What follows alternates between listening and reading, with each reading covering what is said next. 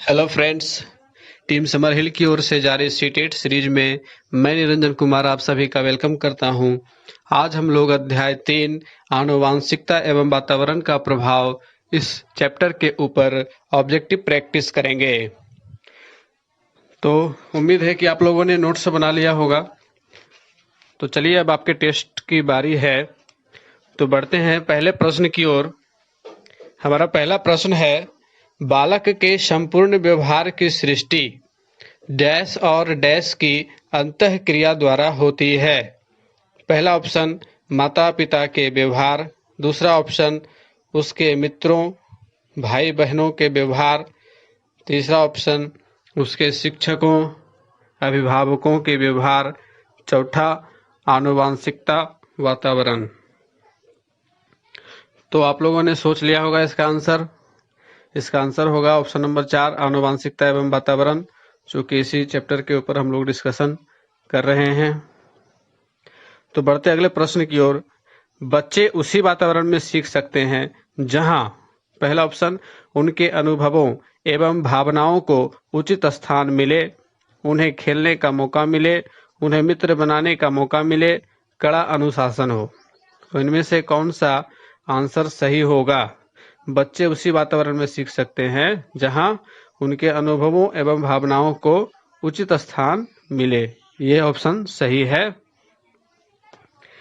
क्योंकि यदि बच्चे को उनके अनुभव एवं उनकी भावनाओं को आदर नहीं मिलेगा तो फिर वे अपने आप उस वातावरण से विक्षुब्ध हो जाएंगे और उनमें आत्महीनता की भावना घर कर जाएगी और फिर वे सीखने में रुचि नहीं लेने लगेंगे। बढ़ते हैं अगले प्रश्न की ओर। बच्चे की आनुवंशिकता द्वारा निर्धारित सीमाओं के भीतर सर्वोत्तम संभावित विकास के लिए एक शिक्षक को क्या करना चाहिए? पहला ऑप्शन उसे बालक के परिवेश में सुधार करना चाहिए, दूसरा ऑप्शन उसे बालक को अधिक से अधिक पुस्तक पढ़ने की सलाह देनी चाहिए, तीसरा ऑप्शन उसे खेल कूद में अधिक से अधिक भाग लेने की सलाह देनी चाहिए, चौथा ऑप्शन उसे विकास के लिए प्रेरित करना चाहिए। तो इस प्रश्न का सही उत्तर क्या होगा? प्रश्न को एक बार फिर से समझिए। बच्चे की आनुवंशिकता द्वारा निर्धारित सीमाओं के भीतर सर्वोत्तम संभावित विकास के लिए एक शिक्षक को क्या करना चाहिए? क्या उसके परिवेश में सुधार करना चाहिए, या अधिक से अधिक पुस्तक पढ़ने की सलाह देनी चाहिए, खेल कूद में अधिक से अधिक भाग लेने की सलाह देनी चाहिए, या उसे विकास के लिए प्रेरित करना चाहिए? तो शिक्षक क्या कर सकता है? उसके परिवेश में सुधार बालक के परिवेश में सुधार करना चाहिए, तभी उसका सर्वोत्तम संभावित विकास हो पाएगा। अगले प्रश्न की ओर देखते हैं। मानव व्यक्तित्व परिणाम है। यह प्रश्न सीटेट जनवरी 2012 में पूछा जा चुका है। पहला ऑप्शन है केवल आनुवंशिकता का, दूसरा ऑप्शन पालन पोषण और शिक्षा का, तीसरा ऑप्शन आनुवंशिकता और वातावरण की अंतःक्रिया का, चौथा ऑप्शन केवल वातावरण का। तो इस प्रश्न का क्या उत्तर होगा? मानव व्यक्तित्व परिणाम है। किसका परिणाम है? केवल आनुवंशिकता? नहीं, केवल आनुवंशिकता तो नहीं होगा। पालन पोषण और शिक्षा ये भी नहीं। आनुवंशिकता और वातावरण की अंतःक्रिया ये सही है, क्योंकि आनुवंशिकता और वातावरण की अंतःक्रिया से ही मानव का व्यक्तित्व विकसित होता है। चलिए बढ़ते अगले प्रश्न की ओर। सीखने संबंधी निर्योग्यताएं सामान्यतः लड़कियों की तुलना में अधिकतम लड़कों में पाई जाती हैं। अधिकतम उन बच्चों में पाई जाती हैं जो शहरी क्षेत्रों की अपेक्षा ग्रामीण क्षेत्रों से संबंध रखते हैं। उन बच्चों में पाई जाती है विशेषता जिनके पैतृक अभिभावक इस प्रकार की समस्याओं से ग्रसित होते हैं। औसत से श्रेष्ठ बुद्धि लब्धि वाले बच्चों में पाई जाती है। तो इस प्रश्न को ध्यान से समझिए। सीखने संबंधी निर्योग्यताएं, सीखने यानी कि बुद्धि, तो आनुवंशिकता का प्रभाव बुद्धि पर पड़ता है। निर्योग्यताएं, निर्योग्यताएं का मतलब योग्यता का ये उल्टा हो गया, निर्योग्यता, डेबिलिटी इसको कहेंगे।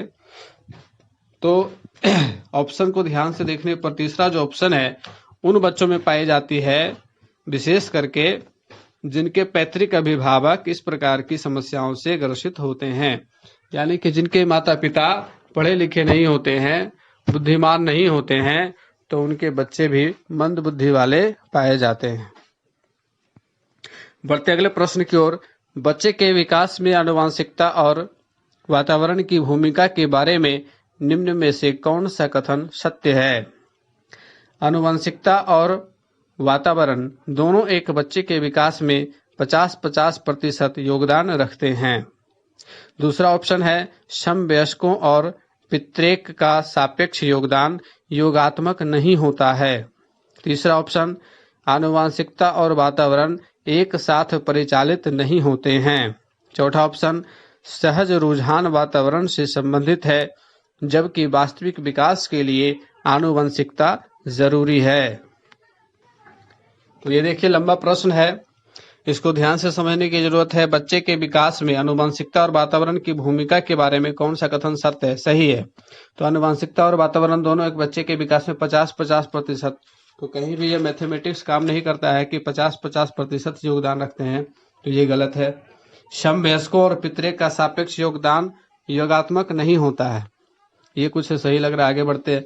आनुवंशिकता और वातावरण एक साथ परिचालित नहीं होती है, तो गलत है, क्योंकि आनुवंशिकता और वातावरण एक दूसरे से संबंध रखते हैं। चौथा ऑप्शन है सहज रुझान वातावरण से संबंधित है जबकि वास्तविक विकास के लिए आनुवंशिकता जरूरी है, ये भी गलत है। तो हमारा जो दूसरा ऑप्शन है समवयस्कों और पितृक का सापेक्ष योगदान योगात्मक नहीं होता, कहने का ये मतलब है कि जो समवयस्क हैं और जो उनके पूर्वज हैं, तो उन दोनों का पूरा सापेक्ष योगदान नहीं होता है। यानी कि जो पूरा का पूरा क्राइटेरिया है, पूरा का पूरा गुण एक जैसा नहीं होता है, योगात्मक नहीं होता है, तो ये सत्य है। बढ़ते अगले प्रश्न की ओर। निम्नलिखित में से कौन सा कथन सत्य है? पहला है आनुवंशिक बनावट व्यक्ति की परिवेश की गुणवत्ता के प्रति प्रत्युत्तरात्मकता को प्रभावित करती है। दूसरा ऑप्शन है गोद लिए गए बच्चों का वही बुद्धि लब्धांक होता है जो गोद लिए गए उनके सगे भाई बहनों का होता है।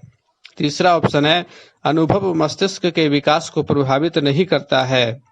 चौथा ऑप्शन है विद्यालयीकरण का बुद्धि पर कोई प्रभाव नहीं पड़ता है। तो इसमें से सत्य कथन कौन से हैं, इन्हें ढूंढना है। तो सत्य कथन में देखिए, फिर से ऑप्शन को ध्यान से पढ़ेंगे।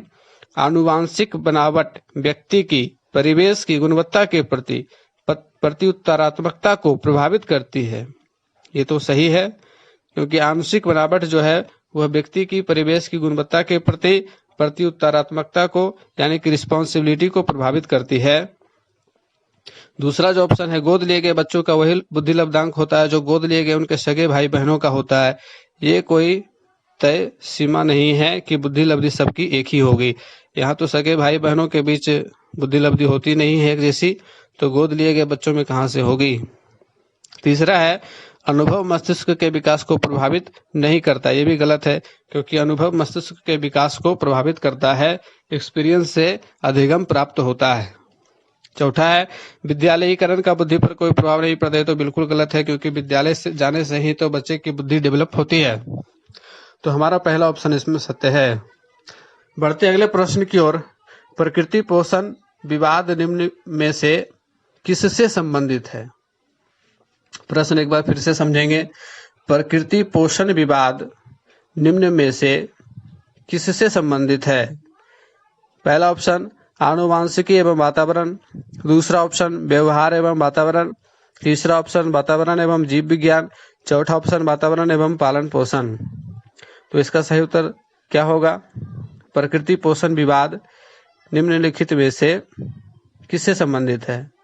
आनुवांशिकी एवं वातावरण से संबंधित है, ये तो सही लग रहा है। अगला ऑप्शन देखते हैं व्यवहार एवं वातावरण, व्यवहार की तो बात नहीं है। वातावरण एवं जीव विज्ञान, ये भी पूरा नहीं है। वातावरण एवं पालन पोषण, ये भी नहीं। आनुवांशिकी एवं वातावरण, ये सही है। बढ़ते अगले प्रश्न की ओर। एक 6 वर्ष की लड़की खेल कूद में असाधारण योग्यता प्रदर्शित करती है। उसके माता पिता दोनों ही खिलाड़ी हैं। उसे नित्य प्रशिक्षण प्राप्त करने भेजते हैं और सप्ताहांत में उसे प्रशिक्षण देते हैं। बहुत संभव है कि उसकी क्षमताएं निम्नलिखित दोनों के बीच परस्पर प्रतिक्रिया का परिणाम होगी। ऑप्शंस हैं, पहला वृद्धि और विकास, दूसरा स्वस्थ और प्रशिक्षण, तीसरा अनुशासन और पौष्टिकता, चौथा आनुवंशिकता और पर्यावरण। तो प्रश्न को यहाँ ध्यान से समझने की जरूरत है। कहता है कि एक 6 वर्ष की लड़की खेलकूद में असाधारण योग्यता प्रदर्शित करती है, यानी कि खेलकूद में माहिर है। उसके माता पिता दोनों ही खिलाड़ी। अब यहाँ देखिए जेनेटिक्स का प्रभाव पड़ रहा है। माता पिता दोनों खिलाड़ी है तो बच्चे भी खेलने में आगे है। उसे नित्य प्रशिक्षण प्राप्त करने भी भेजते हैं, सप्ताहांत उसे प्रशिक्षण स्वयं भी देते हैं। तो बहुत संभव है कि उसकी क्षमताएं निम्नलिखित दोनों के बीच परस्पर प्रतिक्रिया का परिणाम होगी। और वे कौन कौन सी क्षमताएं? आनुवंशिकता और पर्यावरण इसमें सही ऑप्शन है, क्योंकि एक तो आनुवंशिक गुण के कारण बच्चे में खेलने के वो विरासत में जो गुण पाए जाते हैं वो मौजूद है, और उसे उस तरह का पर्यावरण भी मिल रहा है। उसके माता पिता उसके लिए प्रशिक्षण की व्यवस्था भी कर रहे हैं, और स्वयं भी सप्ताहांत का मतलब वीकेंड्स में, संडे और सैटरडे को अपने से प्रशिक्षण देते हैं, खुद से प्रशिक्षण देते हैं। तो ये आनुवंशिकता और पर्यावरण दोनों का प्रभाव पड़ रहा है।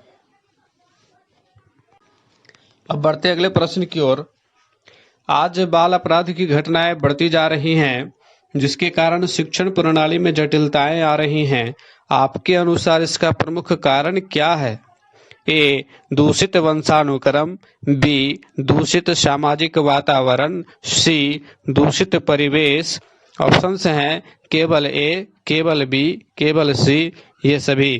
तो आपको जल्दी से सोचकर बताना है कि इसका आंसर क्या होगा। बाल अपराध की घटनाएं बढ़ती जा रही है, जिसके कारण शिक्षण प्रणाली में जटिलताएं आ रही हैं।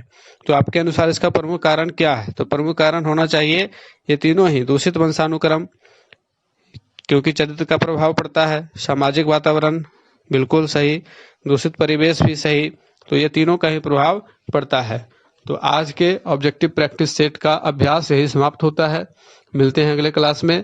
तब तक के लिए गुड बाय। हंसते रहिए, मुस्कुराते रहिए और डीपली अध्ययन करते रहिए।